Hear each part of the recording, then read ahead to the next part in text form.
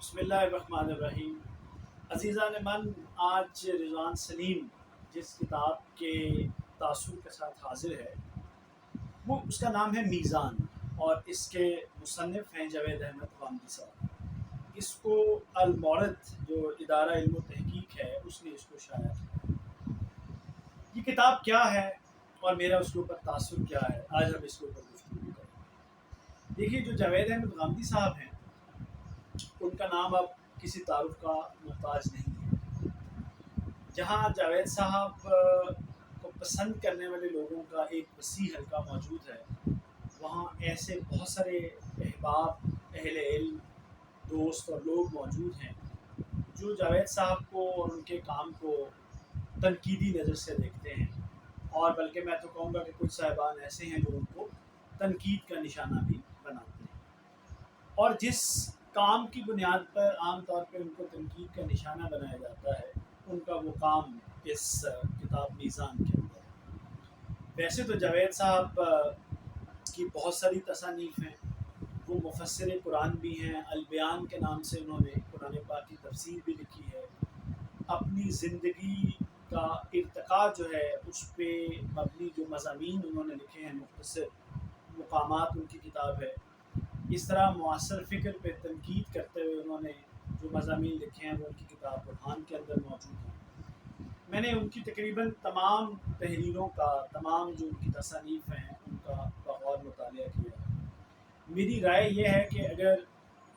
جاوید احمد غامدی صاحب کو علم کی دنیا میں یاد رکھا جائے گا، جس تصنیف کی بنیاد پر ان کو یاد رکھا جائے گا، وہ ان کی یہ کتاب میزان ہے، اور اسی کتاب کو میں ان کی اوریجنل کنٹریبیوشن بھی سمجھتا ہوں، اور یہ وہ کتاب ہے جس نے اصل میں ہمارے دین کے علم کو آگے بڑھایا ہے۔ پہلے تو یہ سمجھنا چاہیے کہ جو جاوید احمد غامدی صاحب ہیں وہ کون ہیں۔ اصل میں جاوید احمد غامدی صاحب کا تعلق ہمارے ہاں کے ان اہل علم کے ساتھ ہے، ان دینی علماء کے ساتھ ہے جنہوں نے اس بنیاد پر کام کیا کہ آؤ اپنے اصل کی طرف لوٹ چلیں۔ اگر آپ پچھلے 100-150 سال کا جائزہ لیتے ہیں تو آپ کو ہمارے ہاں دین میں جن علماء نے کام کیا ہے وہ آپ کو دو اسٹریمز ان کی نظر آتی ہیں، دو دھارے ان کے نظر آتے ہیں۔ ایک تو وہ لوگ ہیں جنہوں نے ہمارے اسلاف کا جو کام ہے، جیسے کہ ہمارے ہاں فقہ میں آپ جانتے ہیں کہ 4 اہل سنت کے ہاں 4 امام سمجھے جاتے ہیں، اسی طرح جو مسلمانوں کا دوسرا گروہ ہے اہل تشیع، ان کے ہاں بھی فقہ کے امام ہیں۔ تو ایک تو وہ لوگ ہیں، اسی طرح تفسیر میں ہماری ایک روایت ہے، مفسرین ہیں ہمارے اسلاف۔ تو ایک تو ہمارے وہ علماء اور بزرگ ہیں جنہوں نے اسلاف کے ہی کام کو ایک طرح سے آگے بڑھایا ہے، لیکن وہ اسلاف کے کام سے باہر نہیں نکلے ہیں، انہوں نے اسلاف کی روایت کے اوپر ہی گفتگو کی ہے یا اسی کو سمجھانے کی کوشش کی ہے۔ دوسرا دھارا ہمارے یہاں ان علماء کا ہے جنہوں نے اس تاثر کے ساتھ، اس سمجھیے نظریے کے ساتھ کہ آئیے اپنے اصل کی طرف لوٹ چلیں، اور انہوں نے دوبارہ تازہ فکر دی ہے جس میں انہوں نے قرآن حکیم، فرقان مجید اور جو ہمارا ذخیرہ احادیث ہے اس کے اوپر تازہ فکر، تازہ غور کیا ہے، اور پھر اپنی فکر ہمارے سامنے پیش کی ہے۔ اس میں بہت سارے ایسے نام ہیں، بہت بڑے بڑے ناموں میں سید اولا مودودی ہیں جن کو ہم مولانا مودودی کے نام سے جانتے ہیں، مولانا ابوالکلام آزاد ہیں، مولانا وحید الدین خان ہیں، امین احسن اصلاحی صاحب ہیں، حمید الدین فلاحی صاحب ہیں، اور اسی طرح غلام احمد پرویز صاحب ہیں، اسی طرح تمنا عمادی صاحب ہیں، اسلم جراج پوری صاحب ہیں، اور اس طرح کے بہت سے نام ہیں۔ تو وہی دھارا انہی علماء کا جنہوں نے ہمارے ذخیرہ جو دین کا ہمارا اصل ہے، جس میں قرآن حکیم ہے اور ہماری کتب احادیث ہیں، اس پہ غور کر کے تازہ فکر دی ہے۔ اس میں سے ایک نام جاوید احمد غامدی صاحب کا ہے۔ تو جاوید احمد غامدی صاحب ویسے تو امین احسن اصلاحی صاحب کو اپنا استاد بتاتے ہیں، ان کے شاگرد رشید ہیں،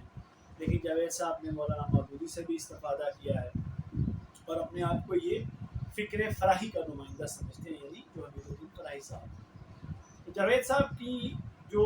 فکر ہے جس کو وہ کہتے ہیں کہ قریباً 25 سال ربع صدی انہوں نے جو مطالعہ کیا،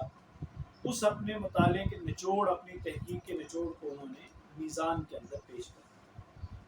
تو اصل میں یہ سمجھتا ہوں کہ اب جاوید صاحب یہ سمجھتے ہیں یا نہیں، یا وہ یہ کہتے ہیں یا نہیں، لیکن مجھے مطالعے کے بعد، ان کی تمام تصانیف کے مطالعے کے بعد یہ لگتا ہے کہ ان کی اصل کنٹریبیوشن جو ہے علم کی دنیا میں وہ میزان ہے۔ میزان کیا ہے؟ اب جاوید صاحب یہ بتاتے ہیں کہ جس طرح شاہ ولی اللہ محدث دہلوی نے دین پر ایک کتاب لکھی، حجت اللہ بالغہ،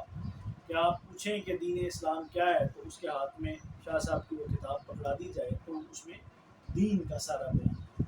تو بالکل اسی طرز پر انہوں نے بتایا کہ وہ بھی چاہتے تھے کہ وہ ایک دین پہ ایک ایسی کتاب لکھیں کہ اگر کوئی پوچھے کہ دین اسلام کیا ہے تو اس کو ایک کتاب تھما دی جائے کہ یہ پڑھ لو، تمہیں شروع سے لے کر اصول سے لے کر فروں تک تمام چیزیں ایک کتاب میں مل جائیں۔ تو میزان انہوں نے اس نقطہ نظر سے لکھی۔ جب آپ میزان کو کھولتے ہیں تو اس میں آپ جب اس کے مختلف جو اس کے باب ہیں، جو چیپٹرز ہیں، ان کا مطالعہ کرتے ہیں تو آپ کو شروع میں اصول و مبادی انہوں نے بتائے ہیں، قرآن کے اوپر تدبر کے اصول، سنت پہ تدبر کے اصول، حدیث پہ تدبر کے اصول، پھر دین کا مقدمہ، پھر دین حق، اور اس کے بعد پھر جو دین کے مختلف حصے ہیں، اس طرح ایمانیات ہے، اخلاقیات ہے، اور اس کے بعد جو دین کے قوانین ہیں جس کو فقہ، اصل میں فقہ کا موضوع ہے، اس میں عبادت کے قوانین ہیں، معاشرت کے قوانین ہیں، سیاست کے قوانین ہیں، معیشت کے، دعوت کے، جہاد کے، اور تعزیرات ہیں، اور اس کے بعد خور و نوش ہے، رسم و آداب ہیں، قسم اور کفارہ قسم ہے، اور پھر اس کے بعد کتاب کا خاتمہ ہے۔ میں نے جب اس کو پڑھا ہے تو میرے نزدیک جاوید احمد غامدی صاحب نے عہد حاضر کا فقہ لکھا ہے۔ انہوں نے آج کا جو زمانہ ہے، کیونکہ دین اسلام تو کسی ایک زمانے کا دین نہیں ہے، اس میں کوئی شک نہیں ہے کہ اس کو 1400 سال پہلے رسالت مآب حضرت محمد صلی اللہ علیہ وآلہ وسلم نے مکہ اور مدینہ میں جب ان پہ نازل ہوا تو انہوں نے وہاں کے لوگوں کے سامنے اس کو پیش کیا، لیکن یہ تمام انسانوں کے لیے ہے، تمام جہانوں کے لیے ہے، تمام زمانوں کے لیے ہے۔ تو جاوید صاحب نے میزان کی صورت میں ہمیں عہد حاضر کا فقہ دیا ہے۔ آپ اس سے اختلاف بھی کر سکتے ہیں۔ تو ہمارے پہلے امام ہیں، امام ابو حنیفہ ہیں، امام مالک ہیں، امام شافعی ہیں، امام احمد بن حنبل ہیں،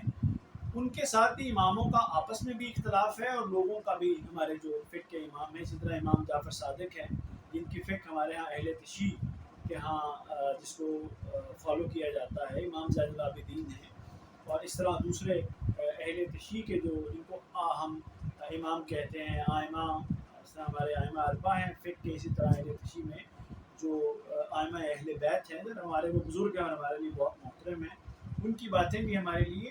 اتنی ہی اہمیت رکھتی ہیں جیسی کہ کسی اور کی باتیں رکھتی ہیں۔ تو جاوید صاحب نے جو یہ کتاب میزان لکھی ہے، اس میں انہوں نے عہد حاضر کا فقہ لکھا ہے، انہوں نے اسلام اور دین اور اس کے قوانین کو بیان کیا ہے۔ جب آپ اس کو پڑھتے ہیں تو اس میں بہت ساری باتیں جو ہیں وہ وہی ہیں جو پہلے سے ہمارے ہاں جن کا رواج ہے، جو مروجہ ہیں، جن کو ہم فالو کرتے ہیں۔ جاوید صاحب نے دین میں خدا نخواستہ کسی چیز کا اضافہ نہیں کیا، لیکن یہ ہے کہ انہوں نے جہاں پر ان کو ہمارے فقہا یا ہمارے مفسرین کی رائے سے اختلاف ہوا ہے تو اس کو انہوں نے بیان کیا۔ اس کے بعد انہوں نے جو اجتہاد کا حق ہے اس کو جگہ جگہ استعمال کیا ہے، اور انہوں نے نئے زمانے کی جو ضرورتیں ہیں اس کے مطابق انہوں نے جو اسلام اور دین کے احکامات ہیں ان کو بالکل اصل سورس جو قرآن اور حدیث میں ہے ان کی روشنی میں انہوں نے بیان کیا۔ اس کے بعد کئی جگہوں پہ انہوں نے اپنی اجتہادی رائے بھی دی ہے۔ مجھے جو اس کے اندر بہت اچھی بات لگی، ایک تو ظاہر ہے کہ اس کی زبان بہت شاندار ہے جس میں انہوں نے میزان کو لکھا ہے،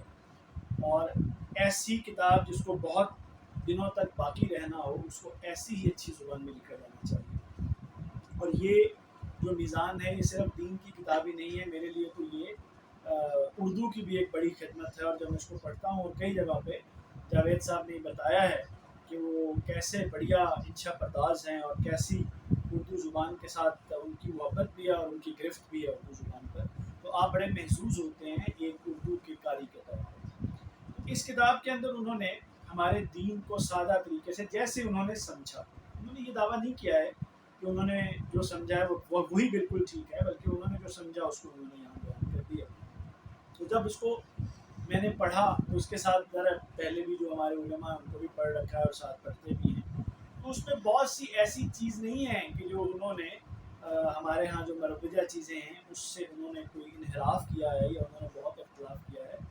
لیکن بس انہوں نے کوشش یہ کی ہے کہ بہت ساری چیزیں جو بہت اضافوں کے ساتھ ہمارے ہاں موجود ہیں انہوں نے کہا ہے کہ سادہ طور پہ ہمارا دین کیا ہے اس کو بیان کیا ہے. مثلاً ایک بات یہ کہ جو ہمارے ہاں نماز ہے، ظاہر ہے کہ نماز جو رسالت مآب صلی اللہ علیہ وسلم نے پڑھی ہے، ہمارے علماء یہی ہمیں بتاتے ہیں، لیکن اس میں کچھ فرائض ہیں، کچھ نوافل ہیں، کچھ سنتیں جس کو کہتے ہیں جو حضور نے بہت زیادہ جس کا اہتمام کیا. اس میں آپ یہ دیکھتے ہیں کہ آپ کو یہ فہم ملتا ہے کہ بھئی جو نماز ہے وہ تو جو فرائض ہیں وہ تو آپ نے لازمی پڑھنے ہیں. مثلاً 2 فرض آپ کے فجر کے ہیں، 4 آپ کے ظہر کے ہیں، 4 عصر کے ہیں، 3 مغرب کے ہیں اور 4 جو ہیں وہ عشاء کے. یہ تو وہ نماز کی رکعتیں ہیں جو کہ آپ نہیں پڑھیں گے تو آپ گناہ کے مرتکب ہوں گے، آپ کو جواب دینا پڑے گا. اور اس کے علاوہ جو باقی رکعتیں ہمارے ہاں بتائی جاتی ہیں وہ ذرا نوافل کے درجے کی چیزیں ہیں چونکہ حضور نے ان کو پڑھا ہے، اس لیے ہم ان کو سنت کے طور پر بھی کہتے ہیں. جاوید صاحب نے اس کے اندر ایک چیز جو ذرا ان کے استاد بھی ایک حد تک اس کے قائل تھے اور انہوں نے سنت اور حدیث کے درمیان ایک فرق جو ہے وہ بتایا. ذرا اس کے اوپر ہمارے جو علماء ہیں ان کا ان کے ساتھ اختلاف ہوا ہے اور ذرا کہ دونوں طرف سے ایک دوسرے کو کے بارے میں لکھا بھی گیا ہے، تنقید کی گئی ہے، تنقید کا جواب بھی دیا گیا، لیکن وہ بڑی پڑھنے کی چیز ہے. پھر انہوں نے جو اصول و مبادی بیان کیے ہیں وہ آپ سمجھیں کہ وہ صرف انہی کا اعجاز نہیں ہے یا انہی کی کنٹریبیوشن نہیں ہے، بلکہ ان کے جو استاد تھے امین احسن اصلاحی صاحب، انہی کی جو علمی روایت ہے انہوں نے اس کو آگے بڑھایا. اس میں بھی کسی حد تک انہوں نے ایک منفرد راستہ اختیار کیا ہے جو یہ پہلے نہیں ہے. امت میں اس سے پہلے بھی ہمارے علماء ہیں جنہوں نے جو ہمارے اسلاف ہیں ان سے، یا جو ہمارے اسلاف بھی ہیں وہ بھی جنہوں نے آپ سمجھیں کہ جو ہماری میجورٹی تھی اس سے تھوڑا ہٹ کے راستہ اختیار کیا تھا. پھر اس کے اندر انہوں نے بہت سادہ اور ایک جگہ پر جو ہمارا فقہ ہے عہد حاضر کا، جو قوانین ہیں، نماز کے قوانین ہیں، معاشرت ہے، معیشت ہے، سیاست ہے، جہاد ہے، اس کو انہوں نے بہت اچھے طریقے سے بیان کیا. اب اس میں ایک چیز جو ویسے تو معاف رکھیے گا بہت ساری ایسی چیزیں ہیں جس میں آپ کو ایک تازہ پن ملتا، نیا پن نہیں ملتا، تازہ پن ملتا اور آپ کو لگتا ہے کہ آپ بالکل اپنے اصل کی طرف لوٹ گئے. ایک مثلاً جو میں نے چیز پڑھی اور پہلے میں بہت حیران ہوا وہ، اور اس کو میں ظاہر ہے بہت کنٹریبیوشن بھی ان کی سمجھتا ہوں، وہ یہ کہ زکوٰۃ کے معاملے میں انہوں نے ایک اجتہادی رائے دی ہے. اب دیکھیے کہ رسول اکرم صلی اللہ علیہ وسلم اور آپ کے جو اصحاب تھے اور جو خلفۂ راشدین تھے ان کا جو زمانہ تھا وہ ایک طرح سے آپ غور کریں تو زرعی زمانہ تھا جس میں زراعت تھی اور وہ بھی اپنے محدود معنوں میں موجود تھی، جو عرب جو ایک ریگستانی علاقہ تھا. لیکن ظاہر کے بعد میں فقہا کے دور میں، ہمارے خلفاء کے دور میں اسلام آگے بھی بڑھا تو اس سے اسلام کی جو عجم تک بھی پہنچا تو پھر احکامات اس میں بھی آتے رہے، اجتہاد ہوتا رہا. زکوٰۃ کے معاملے میں جاوید صاحب نے جو اجتہاد کیا ہے وہ بہت زبردست ہے اور اس پہ ہمیں غور کرنا چاہیے. مثلا جیسے انہوں نے یہ بتایا کہ زکوٰۃ عام طور پہ ہم سمجھتے ہیں کہ 2.5% زکوٰۃ ہے وہ مال کی زکوٰۃ ہے. اسی طرح عشر کے نام سے جو پیداوار کی زکوٰۃ ہے، لیکن پیداوار کی زکوٰۃ عام طور پہ ہمارے ہاں زرعی پیداوار اور مال و مواشی کے معاملے میں 10% اور 5% کے طور پر اور 20% کے طور پر جو ہے وہ لگائی جاتی ہے. انہوں نے اجتہادی رائے یہ بیان کیا ہے کہ دیکھیے آج صنعت و حرفت کا زمانہ ہے، تو آج کل اگر ہم دیکھیں تو جو ہمارے ہاں صنعتی دور ہے تو جو صنعتوں کی پیداوار ہے اور جو ذرا اہل فن ہیں جس طرح پروفیشنلز ہیں، بینکرز ہیں، اساتذہ ہیں، افواج پاکستان کے آفیسرز ہیں، یہ اہل فن کہلائے نا، جو پروفیشنلز ہیں، تو یہ بھی جو خدمات انجام دیتے ہیں یہ بھی پیداوار کی ایک شکل ہے. انہوں نے کہا کہ یہ جو ہماری صنعتیں ہیں اور جو اہل فن اور پروفیشنلز ہیں ان کی جو پیداوار ہے اس کو مال کی زکوٰۃ میں تو آپ لائیں گے ہی، اس پہ حکم لگائیں گے، لیکن اس کو پیداوار کے طور پہ دیکھنا چاہیے. اور جو کچھ ہماری صنعتیں اور اہل فن پیدا کرتے ہیں اس کو ہمیں عشر کے حکم میں لینا چاہیے، اس پہ پیداوار کی زکوٰۃ لگانی چاہیے، یعنی کہ اس کے اوپر 10% یا 5% یا 20% جو ہے وہ ایک ڈٹرمن کر کے لگانا چاہیے۔ دوسرا انہوں نے ایک بہت اچھی رائے یہ دی ہے کہ زکوٰۃ جو ہے وہ تو اسلام کے ماننے والوں سے آپ حکومت کو چاہیے کہ وہ معذور بھی لے سکتی ہے، لیکن کوئی بھی ٹیکس جو ہے